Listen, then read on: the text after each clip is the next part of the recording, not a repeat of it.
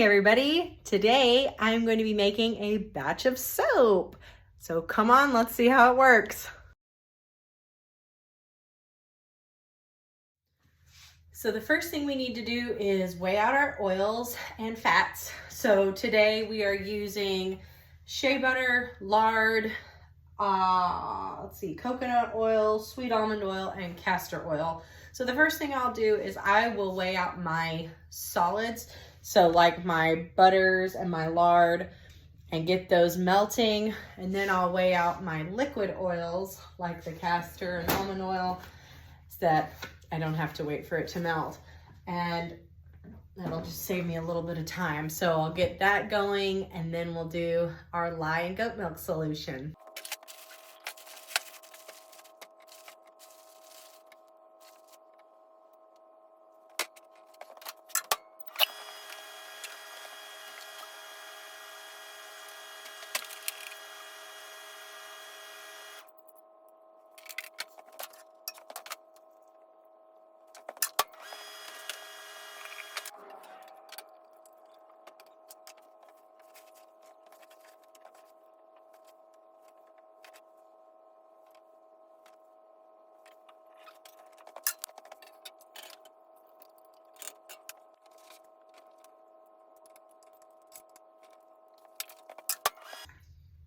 All right, this is the last of my oils. So once I have all these ready to go, I'm gonna set them aside so they can start cooling. Since I had to heat all of my hard oils and butters, the temperature is just a little bit high for soaping for me. I like to soap between 90 and 100 degrees Fahrenheit. That's completely personal preference for a lot of people, depending on what kind of designs you're gonna do and how your fragrances work. I've just found it's easier for me to keep the milk from scalding when I soap a little bit colder. So our batter is hanging out around 120 right now. That'll give me enough time to make my lye solution, and that'll cool down a little bit as we're rolling. And let's go to the next step. All right, we are to the point where we are ready to weigh out our milk.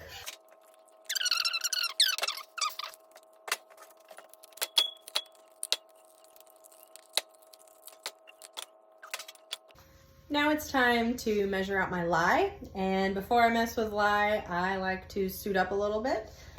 So you'll see a lot of people wearing like coveralls, every square inch of their body covered up. I am not that brave, or not that scared, I should say. I do wear gloves and I do mask my face. I got a lye burn in my eye one time and that was the end of that. Not going back. All right, let's weigh out our lye.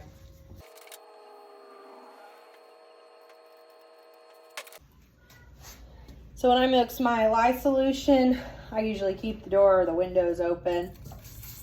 And since I have ice cubes, takes a little bit more to get this stuff to start chemically reacting, but this should liquefy it.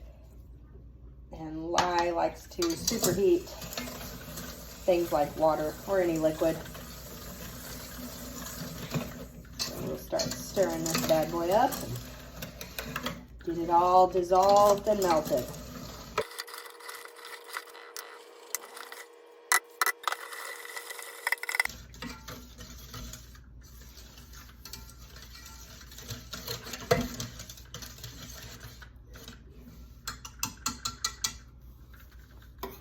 Okay, so we have our lye solution nice and melted. I'm gonna go ahead and get a thermometer on this and let's see where we're sitting at. Yeah, so we're at 80 degrees right now. Not too shabby. It's kind of raising as I let it sit in here, but we're not even to 90 degrees. So that's about where I want it for what I'm doing, because we still have our oils that are probably still nice and hot, and then get ready to combine. Now I'm ready to get my colorant ready. So I just take a little bit of my oils from my batter and just add my mica powder to it. I'm gonna be doing a black and pink swirl. So I will put my pink mica in this, and then I'll add my activated charcoal for the black later, after I split my batter.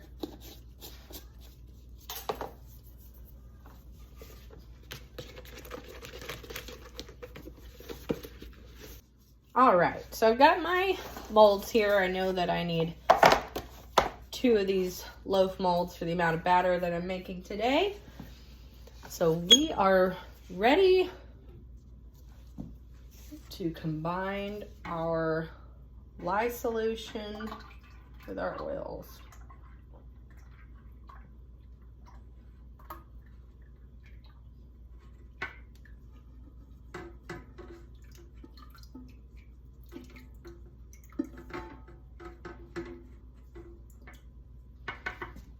So once we get to this point, it is time to be ready to hustle at any minute. I'm very comfortable with this particular recipe and with the fragrance that I'm using today. So I'm not in a huge panic at this point. I want to bring this to an emulsification. If you can see, the oil and the lye solution have not completely gelled. Should say come to trace or to an emulsion. So I will use my emulsion blender.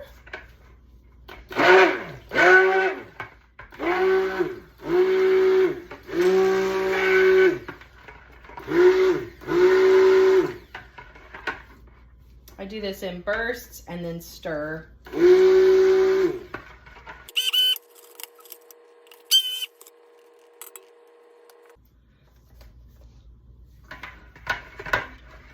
I like to add sodium lactate to my batter as well. It is basically a liquid salt and it just helps harden the bar and give us a little longevity. So I'm about to add the fragrance and then I will separate the batter into my 2 different colors.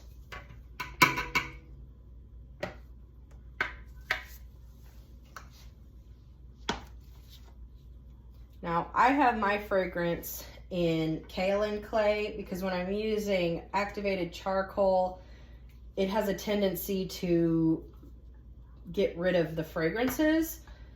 So I like to bring in the kaolin clay to kind of anchor that fragrance down and keep it from just disappearing in my soap. And who doesn't want a nice clay in their soap? It's very lovely. So I've stirred in my fragrance. And depending on what kind of fragrance you're using, it can accelerate your batter or it can slow it down. It can do all sorts of things. And that's the beauty of chemistry. And I am not a chemist, so it's a lot of trial and error for me.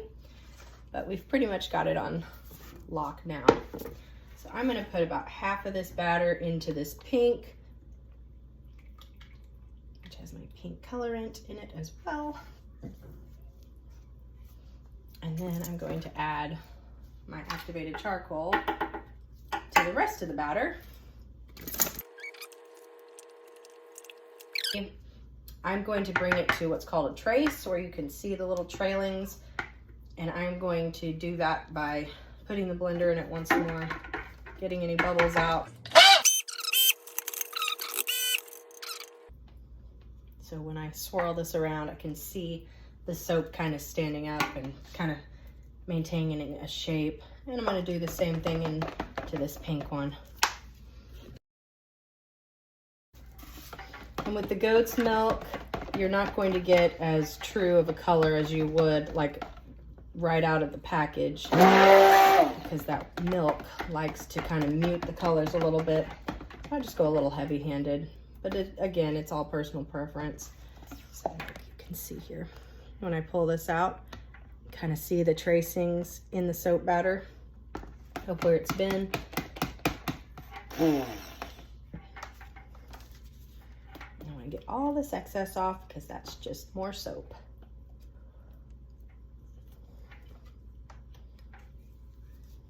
Give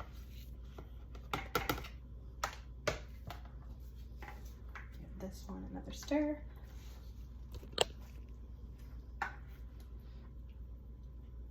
Batter's starting to thicken up nicely. Not too crazy because I do want it pretty fluid for the design I want to do.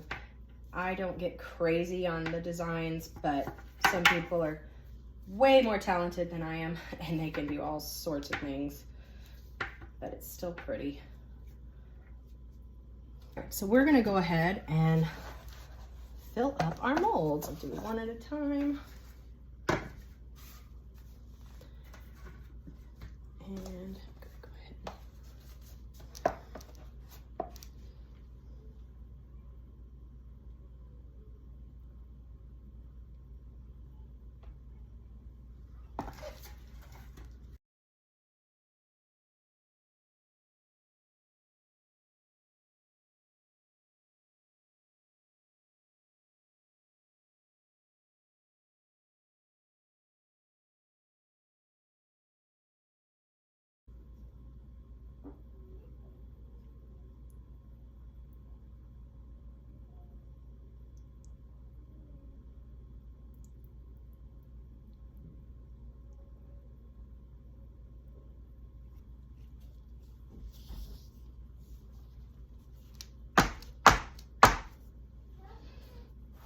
So I'm gonna let this set up just a little bit longer. I'm gonna put decorations on the top of this. I've got some succulents made out of soap, and then we'll let it cure overnight and see what it looks like tomorrow when we cut it. Let's go to the next one. For this one, I'm gonna do just a little bit different technique. I'm just gonna combine the colors because these soaps, both of the sets of batter are at trace. They will maintain their color even if I throw them all together. And this will just make the pour a little bit easier for me.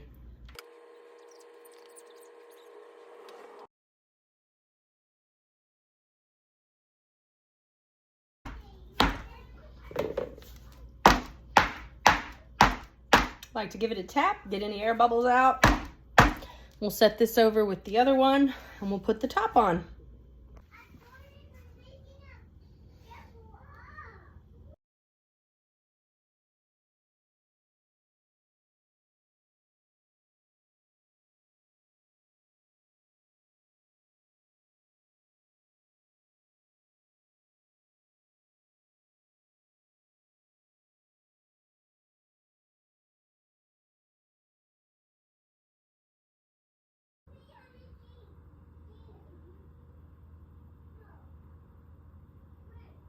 So I will pop lids on these, and I like to throw mine in the fridge for a handful of hours just to help with the cooling process, and then we'll put it on the rack overnight, and then in 24 hours we will open these bad boys up and cut the bars. Let's see what we got. All right, so we have our soap 24 hours later, and here's the first cut. Beautiful. All right, bud, go ahead and do the next one.